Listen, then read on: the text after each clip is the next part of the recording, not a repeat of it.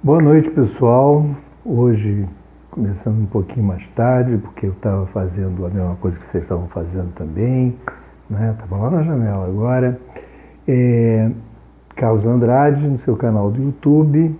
Hoje é quarta-feira, 8 de abril, se não me falha a memória.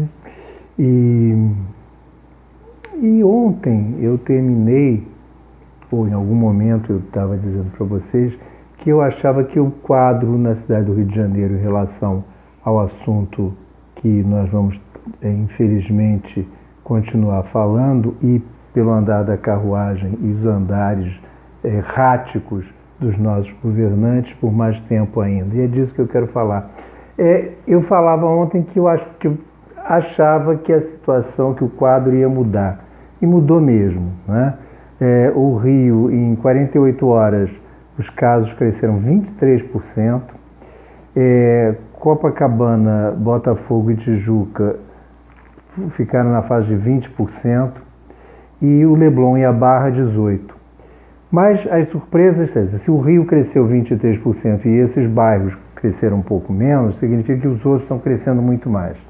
Então, se eu fosse listar os top 12, digamos assim, Recreio e Jacarepaguá já estavam entre esses bairros com mais casos, sendo que Jacarepaguá não estão incluindo, por exemplo, Taquara, Freguesia, que já estão com números altos também.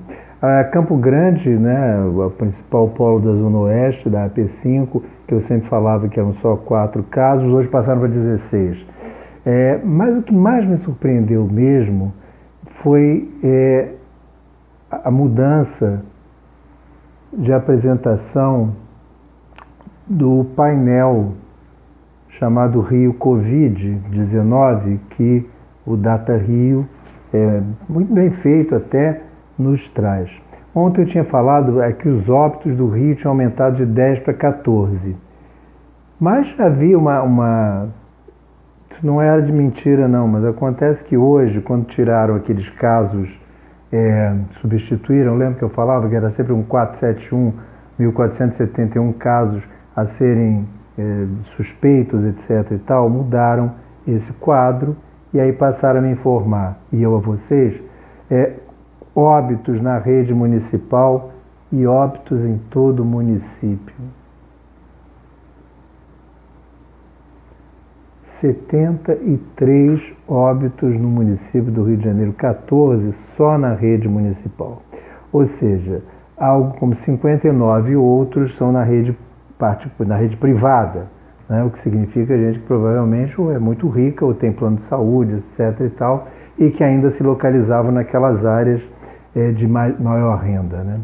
Isso me faz me preocupar muito, porque num dia como esse, nós lemos que, eu estou lendo o jornal O Globo agora, aqui em cima, em novo decreto Crivella define horas de abrir e de fechar o comércio, enquanto que o Witzel, para o resto do estado, ele libera 30 cidades, e eu queria lembrar vocês que cidade, município e que o estado do Rio de Janeiro tem apenas 92 municípios, ou seja, 30 desses 92 não tem casos, 62 tem, o dobro. Então nós temos 30 cidadezinhas cercadas por 62, o dobro, né? Uma relação de 2 para 1, sendo que as maiores, os mais populosas, etc., estão entre 62 e não entre os 30, e parece aquelas aldeias do Asterix, né, que vão ficar cercadas pelo Império Romano, mas ainda assim resolve-se que esse pessoal vai poder se liberar e que o problema vai ser só o tráfego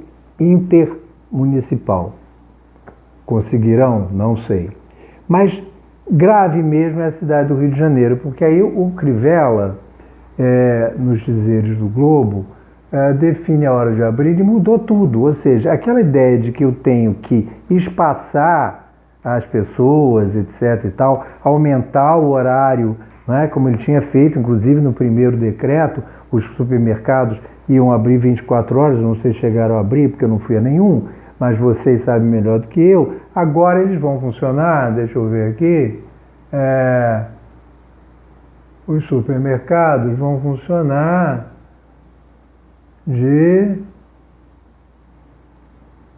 Cadê? hipermercado, lá, de 8 às 21 horas. É menos do que funcionava antes do Covid.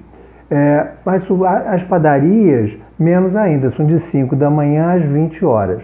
Ora, que faz pão, né, também. Enfim, aí tem uma série de coisas assim engraçadas. As lojas de conveniência vão fechar mais cedo ainda, ou seja, elas deixam de ser de conveniência, porque a ideia é exatamente de oferecer. Bom, enfim, então isso tudo é para mostrar, né, como eles estão completamente perdidos, né, numa situação em que é exatamente que você tem que oferecer, permitir, né, que as pessoas viajem em horários mais flexíveis. Poderiam, inclusive, aumentar a frota, coisa que eu não ouvi falar. A frota do Rio de Janeiro já estava péssima antes do Covid, né? Os ônibus praticamente tinham desaparecido. Ou seja, ofertar mais ônibus, até favorecer em termos de tarifa. Por que as tarifas fora do horário de pico não passam a ser mais baratas? Exatamente para incentivar as pessoas a fazerem suas coisas, as que estão, as poucas que deveriam estar andando, né, circulando pela cidade, circular em horários alternativos. Não ouvi falar nada disso e ouço essa aberração de que vai diminuir os horários, espremer todo mundo. É claro que existe uma nuance de que a padaria vai abrir às 7 e os aviários, açougues e peixarias às 7h30. Quer dizer, em tese, isto está espaçando a abertura e, portanto, o horário de funcionamento do estabelecimento, mas obviamente não da cidade, né?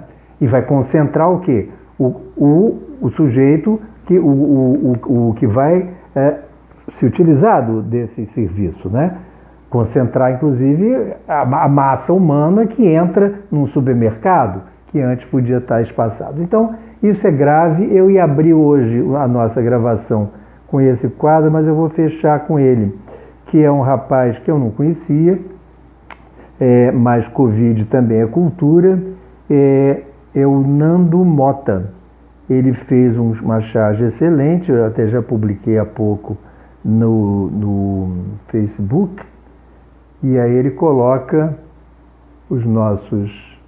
a nossa população em situação de rua, não é? E aí, baixou o aplicativo? Porque ontem nós centramos muito a nossa conversa sobre o aplicativo que tinha saído, né? Mostrando exatamente que para você ter acesso você não pode ser sem CPF, sem celular, sem uma série de coisas, inclusive sem conta de um banco, né?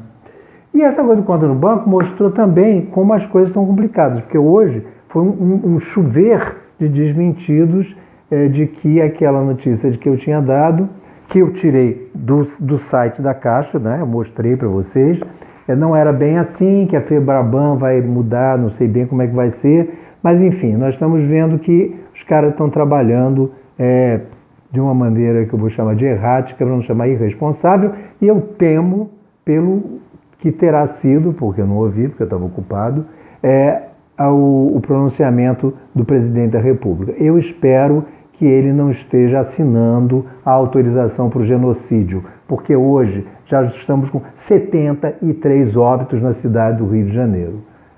Então, é isso que eu queria dizer para vocês hoje. Não é uma boa situação. Acho que com tudo isso nós vamos ter que continuar conversando sobre a evolução da pandemia no pandemônio. Boa noite.